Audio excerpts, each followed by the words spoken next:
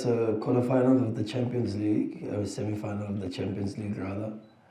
And of course, once you've gone past the quarterfinals and you're in the last four, all the teams are very, very difficult. And so we expect a different and difficult Esperance. And one that we know we have to be at our very best to give ourselves a chance to win. Of course, it's going to be a difficult game, knowing North African teams and the crowd. So yeah, but of course we're looking forward to the game. We've been here before, so yeah, we're looking forward to the game. I had a couple of minutes to walk on the pitch. Unfortunately, I had Teboho, who's an expert more than me on how it feels. And when I asked him what he thinks, he said he thinks it's a very good pitch and probably rates as one of the best that we've seen in the Champions League so far. For us, playing more games than Esperance doesn't mean Esperance have an edge over us. And I think the more we play, the more we become better as a team, and the more we gain the rhythm. And I think past few games we haven't been on our best, but we've been coming all right past 3 games. So I think we are ready for tomorrow, and everyone is looking forward to the game. Especially last year we lost in the semis, so this year we must take it a step higher, which is going to the final. So tomorrow is gonna be gun-blazing. Not by experience. I think you watch all the games, and especially the home games. Their influence in the AFL against Mazembe when they won 3-0. How they overcame Al Hilal in the group stages after they had lost away. And then of course their influence in the last round against ASEC, pushing the team, encouraging and singing. And I'm told that they rank amongst the top 5 group of supporters in the continent. So we've experienced that with Al Ahly in Cairo. We've gone to Morocco and experienced something similar with Wydad. And I presume, having watched the games, that we'll get a similar type of support and noise on the pitch for the opponents. To answer your question about how do I keep it going, I have to give credit to the players, because we've got a good group of players. They're a pleasure to work with, and they understand the responsibility and the magnitude of the task of representing Mamelodi Sundowns Football Club. And that's the most important thing.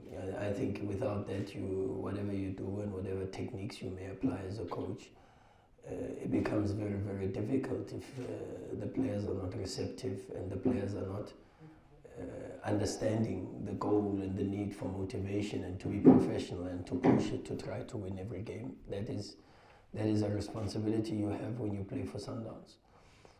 But of course, I put a lot of pressure. I demand more. I do push and speak to the players a lot. We do a lot of video analysis. The training sessions are extremely demanding. And we have a clear expectation of certain levels that we want every single day.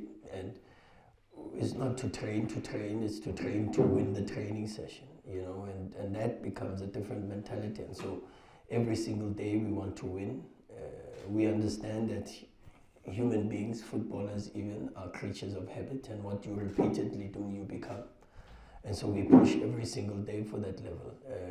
It's not only because of the human beings within us and the drive that we have personally, but we're also driven by the stature of the club and the responsibility we have towards the club and the demands that the club places on us, and that's part of our responsibility.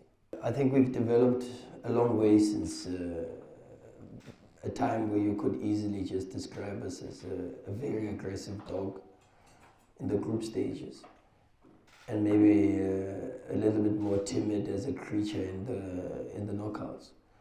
If you look at the last couple of years, for sure that is probably true, but for the first time in the club's history, we've done back-to-back semi-finals after doing back-to-back winners of the group stages.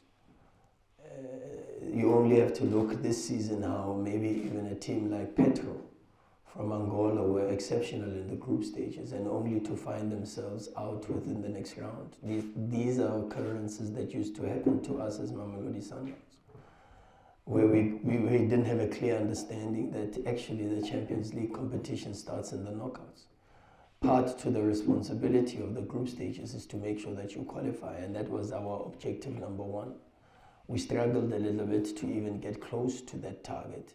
Unfortunately, by the time we played Mazembe, we were in a situation where we had to choose between playing first or second, or finishing first or second in the group.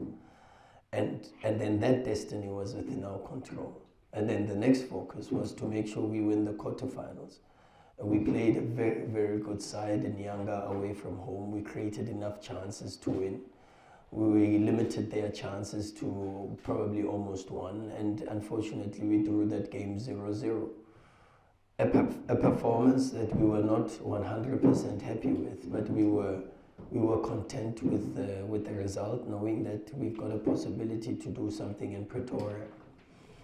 And then the second leg came in Pretoria in front of our own people, and we couldn't let them down, and we pushed.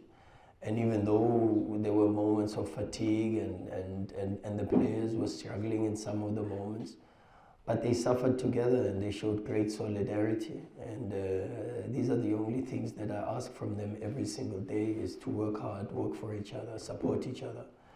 Because there are many other lessons that football can provide to you.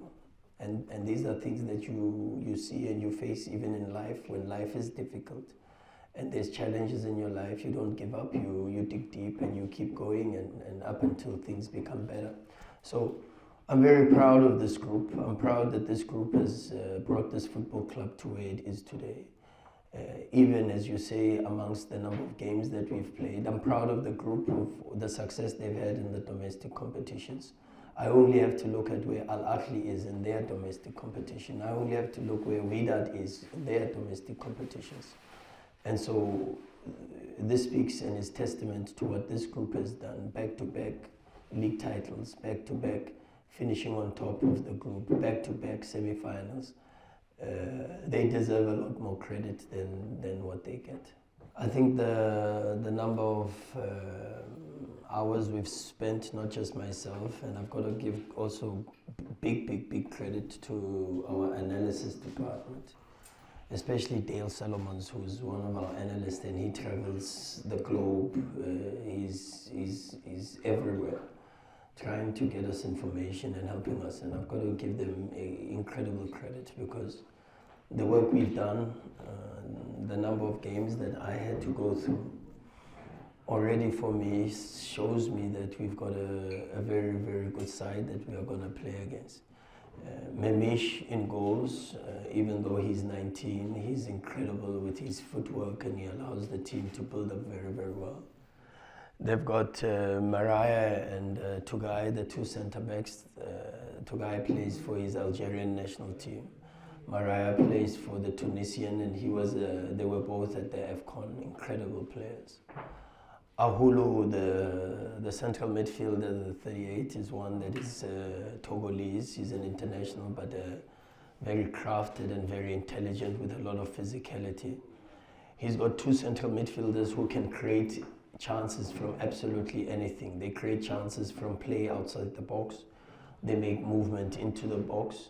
Both Chaleli and Taka are incredible, especially Taka with late runs that arrive into the box. The sides are very, very aggressive, especially with the wingers, and you've got the winger Sase, who's the number 10, who's Brazilian. Incredible player, a lot of dribbles, a lot of possibilities to shoot inside and outside the box. Good delivery on set pieces. They've got Rodriguez, who's an aerial threat from crosses, from even balls that are played from dead ball situations, and so we've got to be very careful of him. Bukia, who can play on the left and on the right, prefers the left foot and drives a lot. And then they've also got Changa and Bugera, who are incredible wingers, fast, and can create a lot of problems. So in answering your question, Do we have a tough task in keeping a clean sheet and limiting the chances for the opposition? Yes. It's going to be very difficult, especially with the quality that they have, but I know that at our best level we can do that very, very well, and we've got a plan for that. Can we score goals and win the game? I can also say yes, and even though I know it's going to be very difficult because, as I said, in the heart of the defense is two top international football players with a very young goalkeeper but very high quality behind them. So there's a lot of possibilities for that to be able to score and win the game away from home for sure.